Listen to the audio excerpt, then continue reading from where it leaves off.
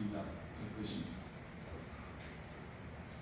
이 연중주일에 들어와서 우리는 앞으로 신앙인으로서, 즉 그리스도인으로서 우리의 일상적인 삶에 대해 자주 묵상하게 될 것입니다.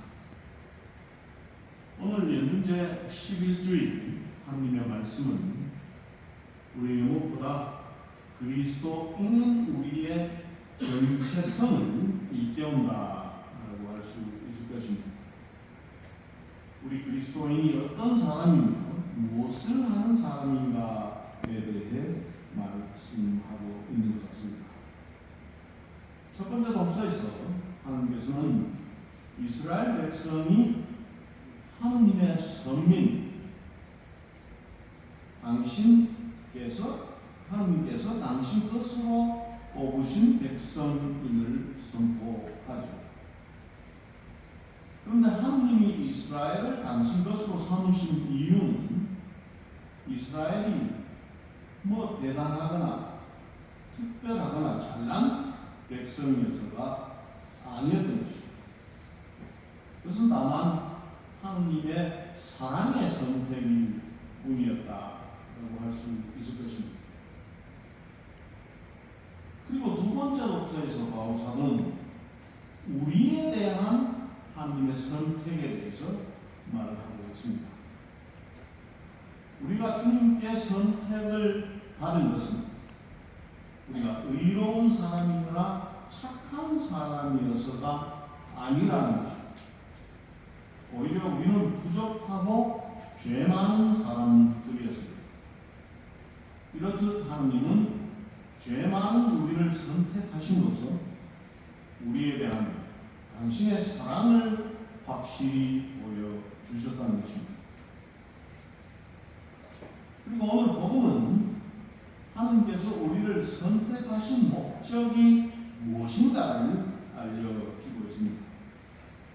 하나님이 우리를 당신 것으로 뽑으신 목적은 바로 우리를 세상에 파견하시기 위함이라는 것입니다.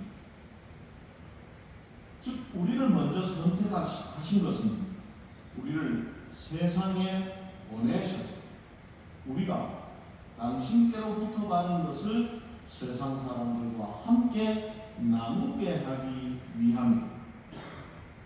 그렇게 해서 이 세상 모든 사람을 당신의 것으로, 당신의 제자로 삼기 위해서라는 그런 말씀이 되겠습니다.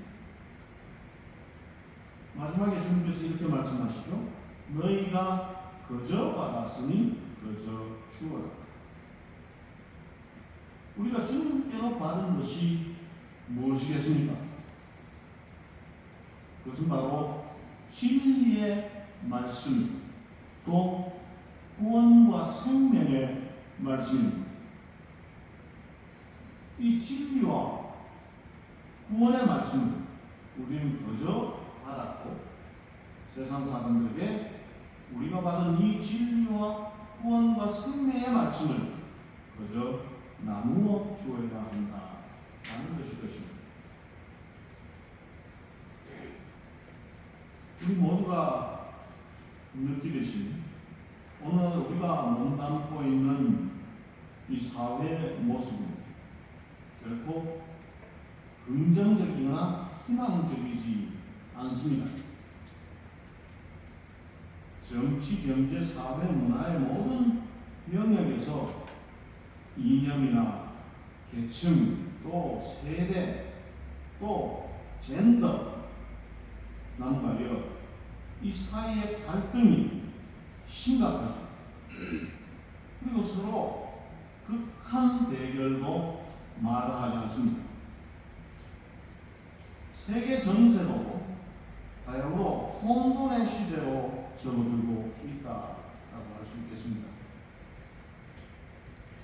끝을 모르는 우크라이나, 러시아 전쟁, 그리고 미국, 이스라엘과 이란, 중동 전쟁, 이런 것으로 말미암아서 유가가 지금 급등해 있고, 그리고 세계의 여러 가지 공급망들이 불안해 있죠. 미국과 중국이 서로 패권 경쟁을 하죠. 이런 것 등으로 세계 경제도 대단히 위기 상황이다. 불확실성 때문에 모두가 힘들어하고 있죠. 더구나 대외 의존도가 지극히 높은 우리나라의 경제 상황은 더욱 어려워지고 있다라고 할 수 있을 것입니다. 그런데 이 모든 그런 어려움이라든지 위기라든지 이런 것에도 불구하고 이런 것보다 우리가 당장은 크게 체험하지 못하지만 우리 사회에 가장 큰 재앙이 하나 있습니다. 그것이 바로 뭐냐? 저출생에 따른 인구 감소입니다. 지난해 2025년에 우리나라 합계 출산율이 얼마냐? 그러니까 합계 출산율이라고 하는 것은 우리나라 가임기에 있는 여성이 아이를 몇 명 낳느냐라는 것입니다. 우리나라 합계 출산율이 25년에 0.8이었습니다. 물론 그 전해에는 더 낮았습니다. 0.8도 안 됐습니다. 0.78인가 그랬습니다. 그러니까 우리나라 여성은 아이를 평균 한 명도 낳지 않는다는 것입니다. 상식적으로 생각해도 인구가 현상 유지를 하려면은 합계 출산율이 2는 훨씬 넘어야 되는 것이죠. 남자는 아이를 낳지 못하니까 똑같은 인구가 유지되기 위해서는 여성이 최소한 2명 넘게 낳아야지 인구가 현상 유지를 할 수 있는 것입니다. 따라서 0.8이라는 숫자는 정말 낮은 숫자가 아닐 수 없습니다. 이 OECD라는 나라, 우리 세계에서 그래도 조금 괜찮은 나라, 이 OECD 국가가 38개국, 거기서 우리는 단연 꼴찌입니다. 일본은 얼마나? 일본은 작년에 1.14였습니다. 출산율이 지금처럼 지속된다면 전국에는 우리나라가 이 지구상에서 없어지고 만다 라고 이야기할 수밖에 없죠. 작년에 출생아는 25만 4,500여 명, 사망자 몇 명이나 36만 3,300명. 그러니까 차이가 10만이 넘죠. 10만 8,800여 명. 인구가 준다는 것이죠. 10만 명 이상이 인구가 줄죠. 물론 앞으로는 결국 우리나라도 많은 이민자를 받아들여서 이 차이를 메꿔야 돼요. 그럴 수밖에 없죠. 서구의 선진국들도 다 그렇게 하고 있습니다. 그런데 우리는 부족해도 너무나 부족하다. 문제는 이런 현상의 원인이 어디에 있는가 하는 것입니다. 여러 원인들을 들 수가 있겠죠. 그러나 그 중에서 가장 큰 원인은 경제적 원인이다라고 이야기합니다.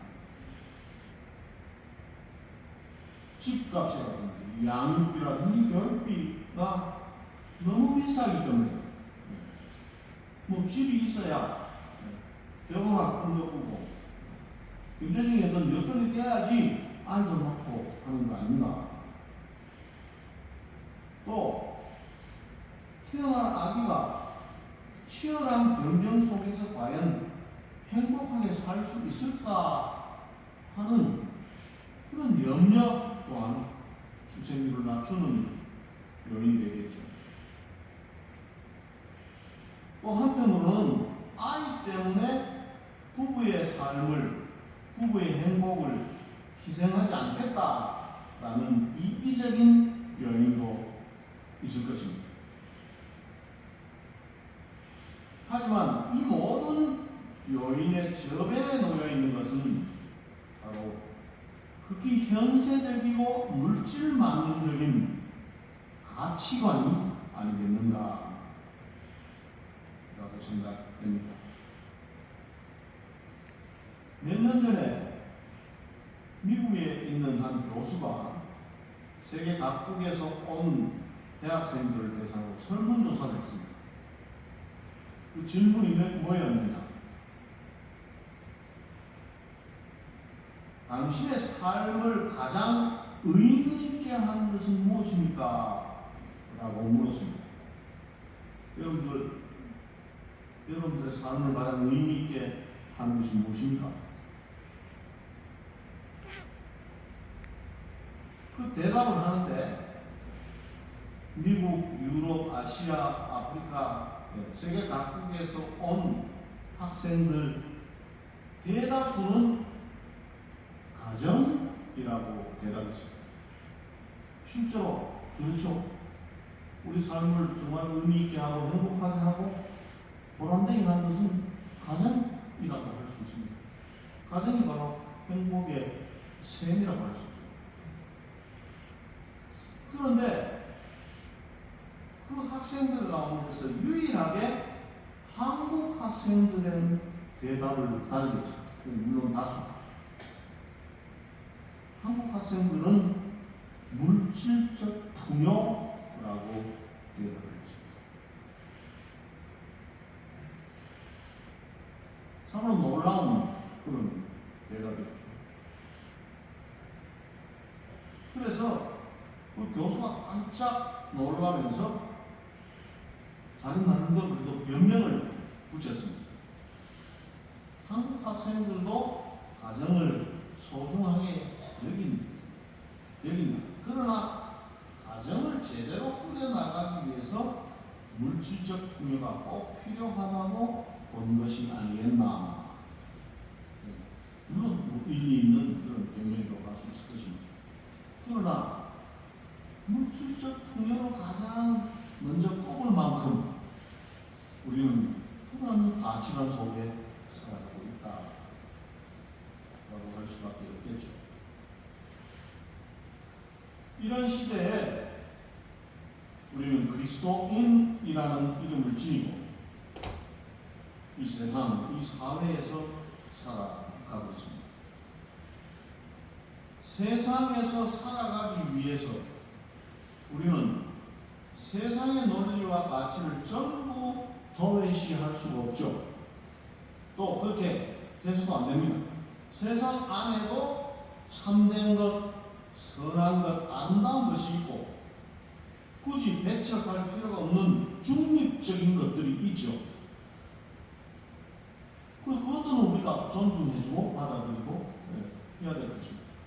하지만 세상의 논리와 가치 중에 교회 가르침과 우리 신앙에 어긋나는 것들, 그것도 분명히 있죠. 거기에 대해서는 명백히 아니요 라고 거부할 수 있어야 됩니다. 그런 것을 거부하고 진리와 신앙을 따를 그런 용기, 이것이 우리에게 꼭 필요하다라고 할 수 있을 것입니다. 따라서 저출생에 따른 우리나라 인구 위기를 타개함에 있어서 주도적인 역할을 해야 할 주인공들, 이 주인공들이 바로 우리 그리스도인들이다 라고 해야 할 것입니다. 우리는 하나님의 은총과 섭리를 믿죠. 그리고 하나님의 창조 사업에 동참할 권리와 의무를 지닌 사람입니다. 그렇다면은 결혼 정년기의 그리스도인 남녀는 당연히 성경에 가르친 아버지와 어머니의 집을 떠나서 둘이 결합하여 한 몸을 이루고 자녀를 출산하여 이 세상을 유지, 발전시켜야 하는 것입니다. 우리 정부가 저출산 대책을 위해서 가만히 있지 않았습니다. 지난 20년 동안 직간접으로 저출산 대책이다 라고 해서 쓴 예산이 지난 20년 동안 700조 원이었습니다. 그런데 이 기간 중에 태어난 아이가 몇 명이냐? 730만이 20년 동안. 그러니까 아기 한 명당 얼마가 들어가냐? 9,500만 원이 넘게 들어갔다는 거죠. 이렇게 많은 돈을 써도 출산율이 올라가지 않습니다. 그러니까 이것은 돈으로 해결된 문제가 결코 아니다 라고 결론 낼 수밖에 없죠. 우리가 하나님의 자녀로서 그리스도인으로서 이 세상의 빛과 소금으로서 우리나라를 위해 할 수 있는 또 해야만 하는 가장 큰 과업 그리고 공헌이 바로 혼인과 출산이다 라는 점을 우리 모두 마음에 깊이 새겨야 되겠습니다. 그리고 우리 모두 각자 나름대로 이 일에 동참하고 기여할 수 있도록 최선을 다하면 좋겠습니다. 이것은 앞으로 우리 한국교회 전체가 우리나라와 우리 사회를 위해서 계속 온갖 힘과 정성을 기울여야 가장 중요한 과업이 아닌가 그런 생각을 하지 않을 수 없습니다. 하나님께서 남자와 여자에게 복을 내리시며 말씀하셨다. 자식을 많이 낳고 번성하여 땅을 가득 채우고 지배하라. 창세기 1장 28절의 말씀입니다. 이 말씀은 항상 우리가 기억하면서 결혼과 출산 이것은 우리의 아주 중요한 의무인 다시 한번 깊이 의심했으면 좋겠습니다. 아멘.